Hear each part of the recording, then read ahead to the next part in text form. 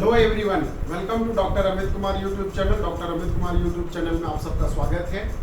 आज का जो लेक्चर है वो एमबीए के सेमेस्टर 2 में, एमकॉम के सेमेस्टर 3 में एंड बीकॉम के सेमेस्टर 6 वाले बच्चों को ये पढ़ना, सेमेस्टर 5 वाले बच्चों को पढ़ना है रांची यूनिवर्सिटी में। तो मारवाड़ी कॉलेज के जितने भी विद्यार्थी हैं जो सेमेस्टर 5 का एग्जाम दे चुके हैं वो भी अगर चाहे तो देख सकते हैं। साथ में जो एमबीए वाले जो आईएसएम के कॉलेज कुंदाग के जो स्टूडेंट हैं वो तो देखेंगे, सारे के सारे स्टूडेंट देखेंगे। जो अब तक चैनल को सब्सक्राइब नहीं कर रखे हैं वो चैनल को सब्सक्राइब कर लीजिए, बेल बटन प्रेस कर लीजिए ताकि नया नोटिफिकेशन जो है वो आपको मिलता रहे।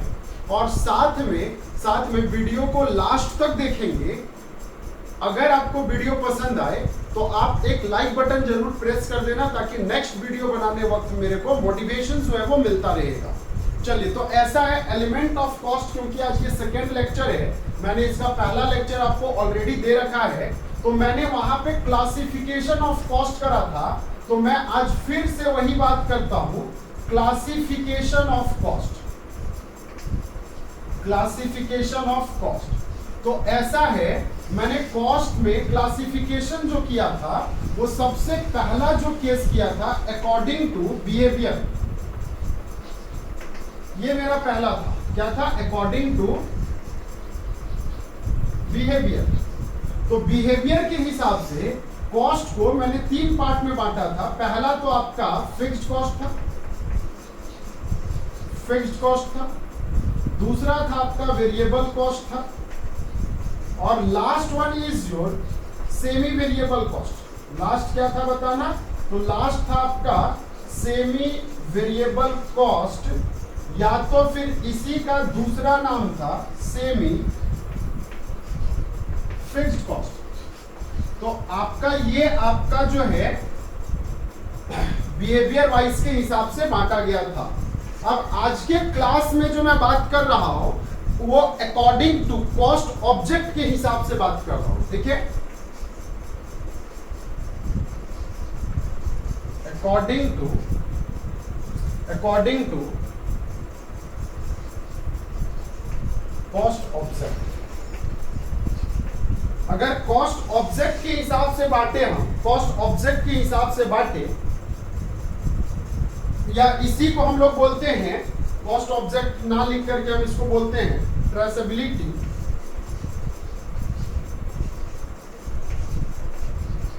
ऑफ टू कॉस्ट ऑब्जेक्ट, ये भी बोलते हैं कॉस्ट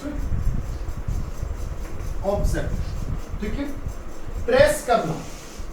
तो ट्रेस करने के हिसाब से अगर हम कॉस्ट ऑब्जेक्ट को बांटे ना बेटा, तो सबसे पहली बात कॉस्ट को यहां पे 2 पार्ट में बांटा जाएगा। पहला तो आपका डायरेक्ट कॉस्ट है और दूसरा जो है वो इनडायरेक्ट कॉस्ट है। पहला डायरेक्ट कॉस्ट है और दूसरा कौन सा कॉस्ट है? इनडायरेक्ट कॉस्ट है।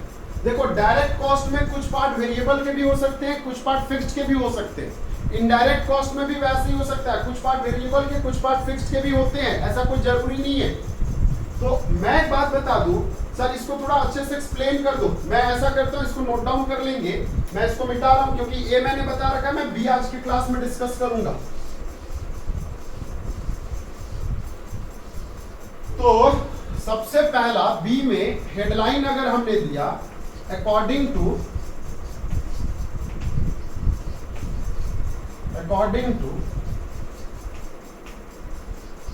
ट्रेसेबिलिटी टू कॉस्ट ऑब्जेक्ट, इसके हिसाब से अगर मैं बांटा, कॉस्ट ऑब्जेक्ट के हिसाब से मैं बांटा, तो कॉस्ट को मैंने 2 पार्ट में बांटा। पहला तो आपका डायरेक्ट कॉस्ट कहलाएगा, क्या कहलाएगा? Direct cost. और दूसरा जो है वो आपका इनडायरेक्ट कॉस्ट कहलाएगा। तो what are the differences between direct cost and what are the concept of indirect cost? तो समझ लो 1 बाय 1 करके। देखो, डायरेक्ट कॉस्ट क्या होते हैं ना, ध्यान से समझो, those cost which are invisible nature. देखो, मैं अपने लैंग्वेज से समझाता हूं आपको। जैसे मान लेता हूं, मैं एक बात बता रहा हूं, ये घड़ी आपको दिखाई दे रहा होगा, बात समझ में आ रही है? ये घड़ी जो है वो आपको दिखाई दे रहा है। अब ये जो घड़ी है, ये इस पे कुछ खर्चे लगे होंगे इसको बनाने में, मैन्युफैक्चरिंग करने में, क्योंकि मैंने पहले भी बता रखा था कि कॉस्ट जो है, कॉस्ट जो चैप्टर हम लोग पढ़ेंगे सिर्फ manufacturing from raw material, conversion of raw material to finish goods वाला ही बात करेंगे। तो मेरे को बताना इसको बनाने में कुछ खर्चे लगे होंगे कि नहीं लगे होंगे? तो सर हाँ सर बिल्कुल लगे होंगे। अब वैसे खर्चे जो ये घड़ी में दिखाई दे रहा है घड़ी को देखने के बाद कि कौन कौन से खर्चे इसमें लगे होंगे, those expenses are known as direct expenses. ये मेरा अपना लैंग्वेज है। और वैसे खर्चा जो इनडायरेक्टली रूप में इसमें लगा हुआ है, जैसे मैं एक एग्जांपल देता हूं, ध्यान से सुनना। ये घड़ी में डायरेक्टली कौन सा खर्चा लगा हुआ होगा बताना। ये स्टील का दिखाई दे रहा है, स्टेनलेस स्टील है, बात समझ में आ रही है? तो स्टील जो है रॉ मटेरियल है कि नहीं है? तो सर है, मतलब मटेरियल का खर्चा जो है वो यहाँ पे दिखाई दे रहा है कि नहीं दिखाई दे रहा है? हाँ सर दिखाई दे रहा है। आप तो बड़ा अच्छा बात बता रहे हो। अच्छा एक बात बताओ, तो ये आपका कौन सा खर्च कहलाएगा?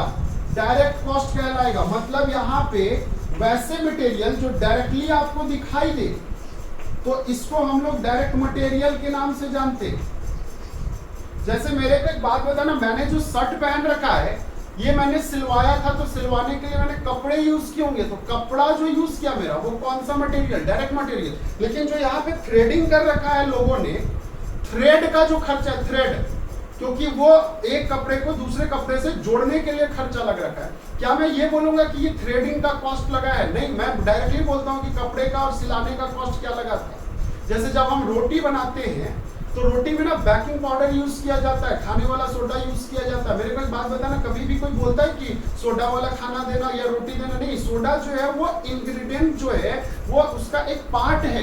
तो अगर वैसे मटेरियल यूज होते हैं तो वैसे मटेरियल को हम बेटा यहाँ पे बोलते हैं इनडायरेक्ट मटेरियल। वैसे मटेरियल को हम कौन सा मटेरियल का नाम देते हैं? इनडायरेक्ट मटेरियल बोलते हैं। बात समझ में आ गई? अच्छा, डायरेक्ट कॉस्ट में एक बात बताना, क्या स्टील, ये घड़ी का जो स्टेनलेस स्टील है, क्या ये पहले से ऐसा था?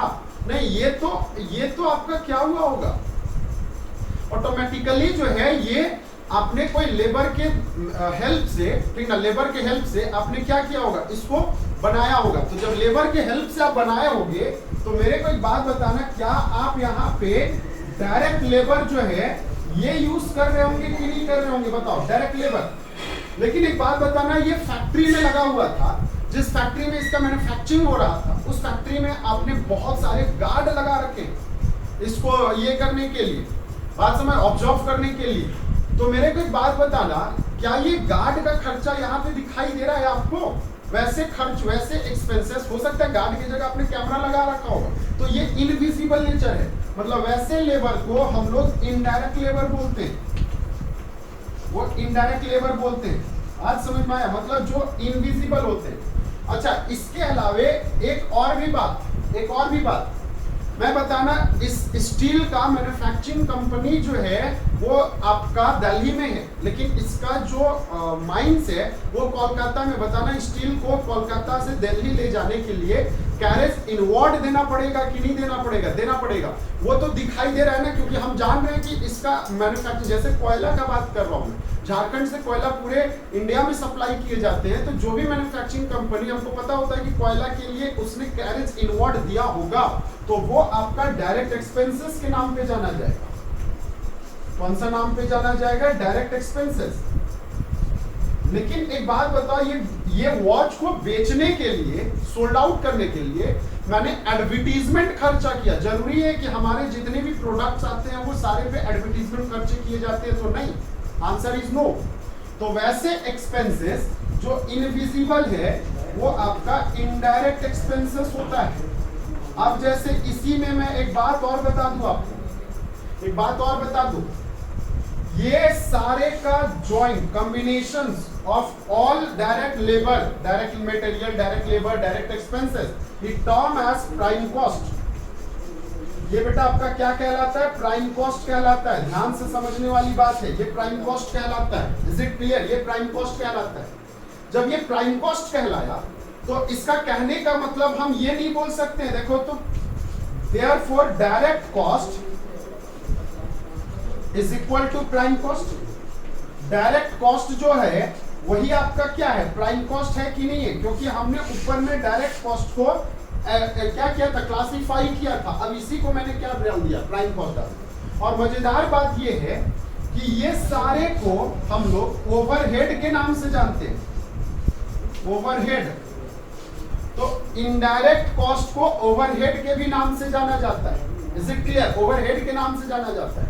और ओवरहेड को अगर हम क्लासिफाई करें तो डिफरेंट 5 अलग अलग कैटेगरी में ओवरहेड को क्लासिफाई किया जाता है एज पर कॉस्ट अकाउंटिंग। कैसे कैसे सर? पहला तो आप फैक्ट्री ओवरहेड आ जाओ। कौन सा खर्चा बताना? Factory overhead. ओवरहेड को ना बच्चा OH से लिखा जाता है, OH से इंडिकेट किया जाता है। बात समझ में आया? Factory overhead. देन इसके बाद आपका ऑफिस ओवरहेड। देन इसके बाद आपका एडमिनिस्ट्रेटिव ओवरहेड। मैं फैन बंद कर देता हूं, शायद आवाज आ रहा होगा फैन का आप लोगों को वीडियो। Administrative overhead. देन इसके बाद सेलिंग ओवरहेड। देन इसके बाद डिस्ट्रीब्यूशंस ओवरहेड। Distributions overhead. तो ये आपको, मैं इसको ऐसे लिबरेट करूंगा, डोंट वरी। ये आपके 5 अलग अलग हेड होते हैं। जैसे पहला फैक्ट्री ओवरहेड, दूसरा आपका ऑफिस ओवरहेड, तीसरा आपका एडमिनिस्ट्रेटिव ओवरहेड, नेक्स्ट आपका सेलिंग ओवरहेड एंड नेक्स्ट आपका डिस्ट्रीब्यूशंस ओवरहेड। अच्छा एक बात बता दो, इनडायरेक्ट मटेरियल और indirect labour are considered as factory overhead. Indirect material और इनडायरेक्ट लेबर जो है वो फैक्ट्री ओवरहेड का ही पार्ट है। तो इसका कहने का मतलब इनडायरेक्ट एक्सपेंसेस को ही हमने क्या यूज किया, हमने ऑफिस में भी डाला, एडमिनिस्ट्रेटिव में भी डाला, सेलिंग में भी डाला और डिस्ट्रीब्यूशंस में भी डाला। इसका कहने का मतलब ये हो गया कि इनडायरेक्ट एक्सपेंस, देखो जैसे ऑफिस का खर्चा, ऑफिस का रेंट दे रहे हो, ऑफिस का स्टाफ को सैलरी दे रहे हो, या फिर ऑफिस मेंटेनेंस खर्च कर रहे हो, तो ये सारे ऑफिस में आ जाएंगे। एडमिनिस्ट्रेटिव में जैसे लीगल चार्जेस दे रहे हैं, बैंकिंग चार्जेस दे रहे हैं, ठीक ना, तो ये आपका एडमिनिस्ट्रेटिव में आ जाएगा। Selling expenses, commission on sales दे रहे हैं या एडवर्टीजमेंट का खर्च दे रहे हैं, तो वो सेलिंग में आ जाएगा। अच्छा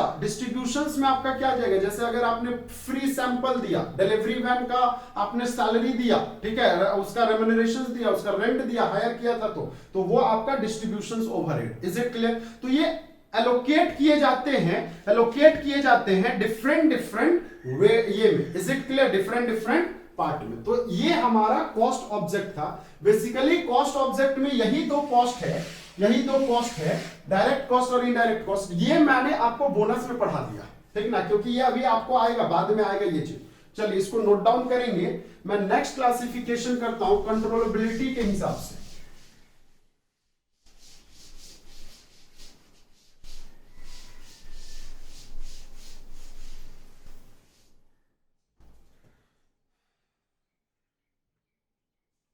सी according to कंट्रोलेबिलिटी। देखो कंट्रोलेबिलिटी के हिसाब से अगर मैं देखूं तो क्या है ये समझ लो, 1 बाय 1 करके। हमने कॉस्ट को 2 पार्ट में बांटा। पहला पार्ट बांटा कंट्रोलेबल कॉस्ट,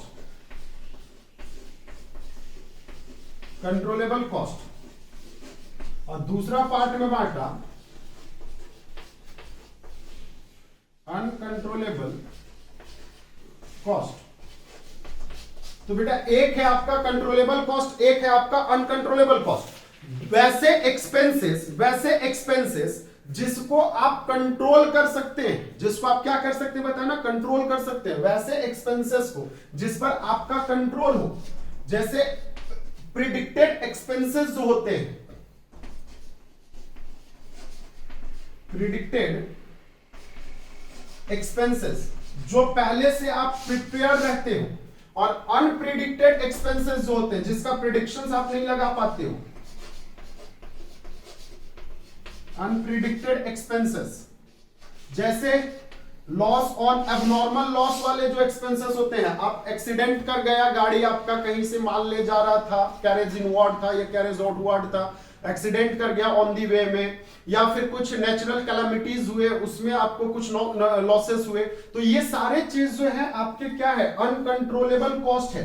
मतलब होता क्या है ना, कभी कभी तैयारी करो कुछ चीज का, तैयारी करो कोई चीज का, लेकिन आपको जो एग्जाम में क्वेश्चंस पूछे जाएंगे वो कुछ और पूछ दिए जाएंगे, मतलब जिस पे आपका कंट्रोल नहीं है। बात समझ में आ रही? और वहीं पे स्टूडेंट फेल कर जाते हैं। तो एक्सपेंसेस भी कुछ वैसे ही होता है। एक्सपेंसेस भी हमने तैयारी करा था कि चलो ठीक है, हमको बस फेयर ट्रक फेयर देने पड़ेंगे, फेयर चार्ज लगेंगे, बात समझ में आया। लेकिन अब रास्ते में जब वो गाड़ी जा रहा था तो रास्ते में क्या हुआ, एक्सीडेंट कर गया। बताना क्या उस पर हमारा कंट्रोल है? नहीं है सर। एडवर्टीजमेंट में हमारा कंट्रोल है? नहीं है, क्योंकि वो मार्केट के रेट के हिसाब से क्या करता है, फ्लक्चुएट करता है। मार्केट के रेट के हिसाब से क्या करता है, फ्लक्चुएट करता है। अच्छा, इसी को हम एक और नाम से भी जानते हैं, ध्यान से सुनना। लेकिन उसी चीज को हम यहां पे पॉइंट नंबर डी में पढ़ लेंगे, पॉइंट नंबर डी में पढ़ लेंगे, और हेडिंग हो जाएगा अकॉर्डिंग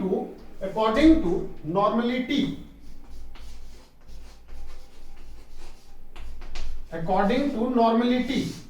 तो नॉर्मलिटी के हिसाब से अगर हम देखें ना बेटा, तो नॉर्मलिटी के हिसाब से कॉस्ट को या एक्सपेंसेस को दो पार्ट में बांटा गया, नॉर्मल कॉस्ट या नॉर्मल एक्सपेंसेस। बात समझ में आ रहा है? नॉर्मल कॉस्ट या नॉर्मल एक्सपेंसेस, और दूसरा है एबनॉर्मल एक्सपेंसेस या एबनॉर्मल कॉस्ट। जैसे मैं एक बात बता रहा हूं, आपके फैक्ट्री में क्या होता है, नॉर्मल डेली 8 घंटे का ड्यूटी आवर है, 8 घंटे में प्रोडक्शन होता है 10 यूनिट, और 10 यूनिट के बदले आप कॉस्ट देते हो 1000 रुपया, मतलब 1 यूनिट प्रोडक्शन करने के लिए 100 रुपया दे रहे हैं। लेकिन किसी कारणवश एक दिन एक्सीडेंट हो गया, और एक्सीडेंट हुआ तो सारे लोग, क्या होता है ना, जैसे हम लोग का आदत होता है, कहीं पे रोड में ऐसे पैदल चल रहे हैं और पता चला कि जब एक्सीडेंट हो गया तो ऐसे झांक करके देखने का आदत होता है कि भैया हुआ क्या है वहां पे। बात समझ में?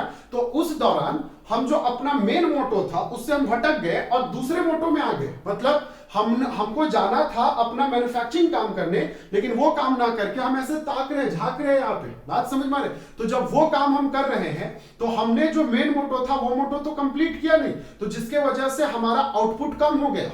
और मान लेते हो कि 1000 रुपया लगे, लेकिन आउटपुट जो हुए 5 यूनिट ही आउटपुट कर पाया 10 यूनिट के जगह।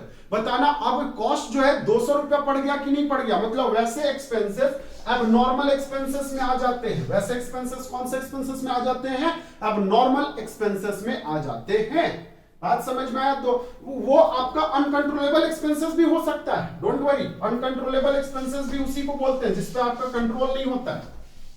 अच्छा, पॉइंट नंबर नेक्स्ट ई। पॉइंट नंबर ई जो है, अकॉर्डिंग टू एलिमेंट के हिसाब से अगर देखिए, एलिमेंट के हिसाब से कॉस्ट को कितने तरह से बांटा गया है, तो cost can be classified into 3 part. First is your material, material बांट दो। दूसरा जो है लेबर बांट दो सर, और तीसरा जो है एक्सपेंसेस बांट दो। बात समझ में आ गया?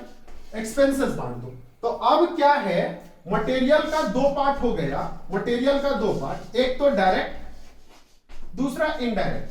अब याद आ जाएगा आपको, ऑब्जेक्ट वाइज में भी मैंने ऐसे ही कुछ बताया था, लेकिन फॉर्म चार्ट कुछ अलग थे बस। इसमें भी आपके डायरेक्ट और एक हो गया इनडायरेक्ट, चार्ट बस अलग था। बात समझ में आया? और एक्सपेंसेस में भी 2 पार्ट, आपका डायरेक्ट हो गया और दूसरा जो है इनडायरेक्ट हो गया। बस चार्ट अलग है बेटा, और कुछ नहीं है, और कुछ नहीं है। बात समझ में आ रहा है? मतलब यहां पे डायरेक्ट डायरेक्ट डायरेक्ट को जोड़ दो तो ये प्राइम कॉस्ट, यही प्राइम कॉस्ट कहलाया था, यही आपका प्राइम कॉस्ट कहलाया था, या तो डायरेक्ट कॉस्ट कहलाया था, या तो प्राइम कॉस्ट कहलाया था, या तो डायरेक्ट कॉस्ट कहलाया था। इनडायरेक्ट इनडायरेक्ट इनडायरेक्ट को जोड़ दो तो ये आपका ओवरहेड कहलाया था, ओवरहेड कहलाया था, या तो इनडायरेक्ट कॉस्ट कहलाया था, इनडायरेक्ट कॉस्ट कहलाया था। Is it clear? तो अब आपको समझ में आ गया होगा सर, कुल मिलाकर के घूम फिर के दुनिया गोल है, ठीक ना। अगर हम एक जगह से निकलेंगे तो दूसरे जगह तो कंफर्म हम पहुंचेंगे ही पहुंचेंगे, वहां पे हमारा कोई फर्क नहीं पड़ता है। अच्छा, एक तरह का अगर हम बात करें कैश आउटफ्लो के हिसाब से अगर कॉस्ट को हम डिस्ट्रीब्यूट करें, तो एक होता है इम्प्लिसिट कॉस्ट और एक होता है एक्सप्लिसिट कॉस्ट। इम्प्लिसिट कॉस्ट किसको बोलते हैं और एक्सप्लिसिट कॉस्ट किसको बोलते हैं? तो बेटा ऐसा है, एक्सप्लिसिट कॉस्ट जो होता है, ठीक ना, वो आपका मैं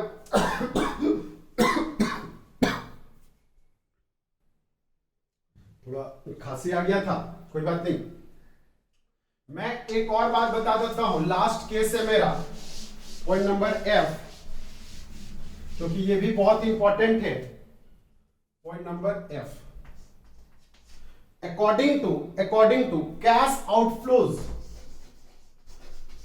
आउटफ्लोज के हिसाब से अगर हम बांटे ना, तो मैं एक बात बता दे रहा हूं, cost can be classified into different categories. पहला implicit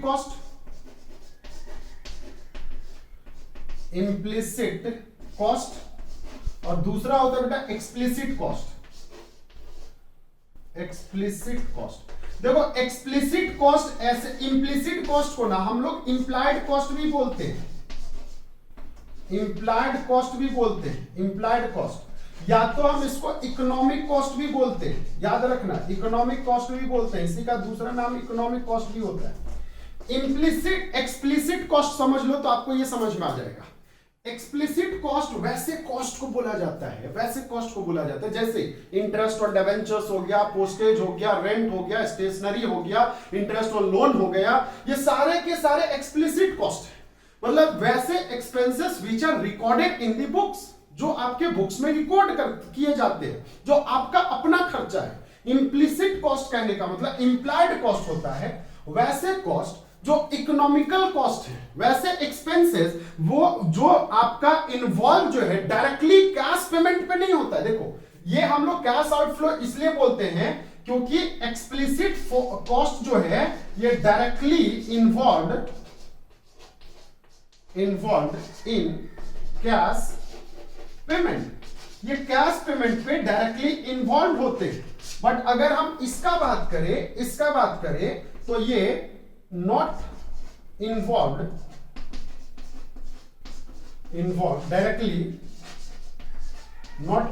directly to cash payment। Cash payment में ये डायरेक्टली इन्वॉल्व नहीं होता है। इसका कहने का मतलब एक्सप्लिसिट कॉस्ट को हम लोग बुक्स में रिकॉर्ड करते हैं, याद रखना, इसको मेंशन किया जाता है, रिकॉर्ड किया जाता है। लेकिन इम्प्लिसिट कॉस्ट को बुक्स में रिकॉर्ड जो है वो नहीं किया जाता है, रिकॉर्ड नहीं कर सकते हम लोग इसको। ये बस हम लोग इकोनॉमिकल कॉस्ट होता है, जैसे इकोनॉमी अचानक से रेज कर गया तो इसके वजह से हमको जो है एक्सपेंसेस अब ज्यादा देने पड़ेंगे। तो ज्यादा जो देने पड़ रहे हैं वो किसके वजह से देने पड़ रहे हैं? जैसे hike in the prices of petrol के दाम बढ़ने से दूसरे प्रोडक्ट का रेट जो है बढ़ जाता है। आज के डेट में आप देखोगे सरसों तेल जो है 190 रुपए केजी मिल रहा है, ड्यू टू वाई, क्योंकि हमारा पेट्रोलियम प्रोडक्ट जो है बढ़ा हुआ है। लोग पेट्रोल के लिए जो है वो सब हाहाकार मचा रहे हैं, और ये सिर्फ और सिर्फ जो है गवर्नमेंट के गलत नीति के वजह से होता है। क्योंकि पहले के केसेस में अगर हम देखें तो हमारा जो प्रति बैरल का रेट था प्राइस ऑफ पेट्रोल का, वो काफी कम था। बट आज के कंपैरिजन में प्राइस ऑफ बैरल पर बैरल जो है पेट्रोलियम प्रोडक्ट का जो रेट है वो काफी कम है, बट रेट जो है वो काफी है। क्यों? क्योंकि हमारा सरकार जो है, स्टेट गवर्नमेंट और सेंट्रल गवर्नमेंट दोनों मिला करके लगभग 80% जो है वो टैक्स के नाम पे वसूल लेती है। बात समझ में आ रही है? 80% जो कमीशन, टैक्स, लन फंड, ये सारे चीज को जोड़ जाड़ करके प्रॉफिट जोड़ करके 80% लगभग टैक्स के नाम पे ले लेती है। मतलब गवर्नमेंट हमारा दाम है एक्चुअल में 20%, 80 नहीं बोलेंगे, सॉरी 70% बोलेंगे, और 30% का प्रोडक्ट को वो 100% मतलब 70% हाई में, मतलब डबल से डबल रेट में वो हमें प्रोवाइड करा रही है। तो जिसकी वजह से जो बाकी, जैसे अगर हम पेट्रोल का दाम बढ़ते तो ये शर्ट का दाम बढ़ जाएगा, ये घड़ी का दाम बढ़ जाएगा, जो अब मेरे पीछे जो ब्लैक बोर्ड देख रहे हो इसका दाम बढ़ जाएगा, क्योंकि ये सारे चीज जो है कोरिलेटेड होते हैं, इंटर रिलेटेड होते हैं। तो यहां पे वही हुआ इम्प्लिसिट कॉस्ट, लेकिन वो कॉस्ट को हम अपने बुक्स में मेंशन नहीं कर सकते, हम सिर्फ और सिर्फ एक्सप्लिसिट कॉस्ट को ही मेंशन कर सकते हैं। चलिए अब हम आगे कुछ बातें बताते हैं एलिमेंट ऑफ कॉस्टिंग का, है ना।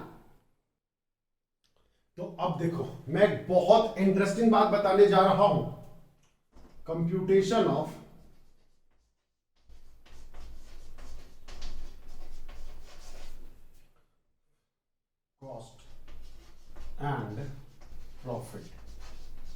हम cost, different stage of cost की बात कर रहे हैं और साथ में प्रॉफिट भी कैलकुलेट करते जाएंगे। ठीक है, हमने लगभग सारे कॉस्ट पढ़ा दिया आपको, कहीं पे कोई कॉस्ट को मैंने नहीं रखा है साथ में। अब देखो क्या होता क्या है, एक मैं डायग्राम से बना रहा हूं, एकदम अच्छे से ये डायग्राम को देखेंगे आप और फिर बनाने का प्रयास करेंगे। सबसे पहली बात, मैं सीढ़ी नुमा बना रहा हूं ये डायग्राम। पहला जो लेवल आया वो आपका डायरेक्ट मटेरियल, पहला कॉलम डायरेक्ट मटेरियल्स का, दूसरा कॉलम जो आया डायरेक्ट लेबर का, देन नेक्स्ट जो है वो है आपका डायरेक्ट एक्सपेंसेस। बेटा एक बात बता दो, ये तीनों अगर ऐड हो जाए तो आपका जो वैल्यू आएगा उसको आप क्या बोलेंगे सर? प्राइम कॉस्ट बोलेंगे सर, बिल्कुल सही, पीसी,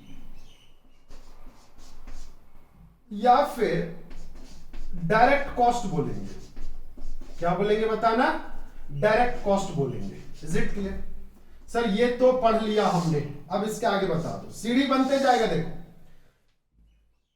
प्राइम कॉस्ट और डायरेक्ट कॉस्ट में अगर हमने फैक्ट्री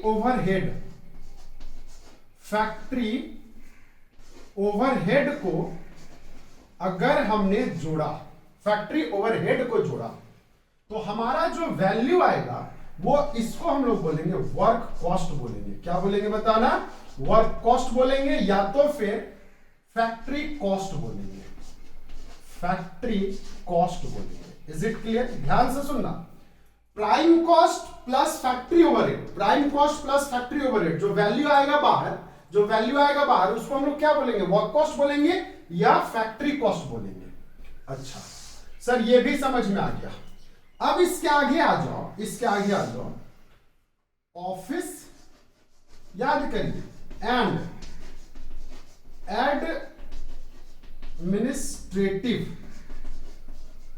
एडमिनिस्ट्रेटिव ओवरहेड की अगर हम बात करें, और ये जो वैल्यू अगर आ गया, ये दोनों को अगर ऐड किया तो ये जो वैल्यू आया इसी को बोलते हैं कॉस्ट ऑफ प्रोडक्शन। क्या बोलेंगे बेटा? Cost of production. Is it clear? अच्छा सर कॉस्ट ऑफ प्रोडक्शन में एक सीढ़ी और बन जाएगा क्या? तो एक सीढ़ी और बन जाएगा और इसमें ऐड कर लेंगे opening stock of finished goods, FG लिख देता हूं, फिनिश्ड गुड्स, और लेस कर देंगे closing stock of finished goods, less कर दिए opening stock of finished goods और closing stock of finished goods cost of production में। तो जो वैल्यू आएगा cost of goods sold, COGS, इसी को बोलते हैं COGS। अच्छा इसको बोलते हैं हम लोग COP। अच्छा इसको बोलते हैं WC वर्क कॉस्ट। अब देखो ये तो हो गया कहानी खत्म। अब इसके बाद अगर हम इसमें ऐड कर दे तो क्या चीज सर? ऐड कर दे क्या? तो सेलिंग एंड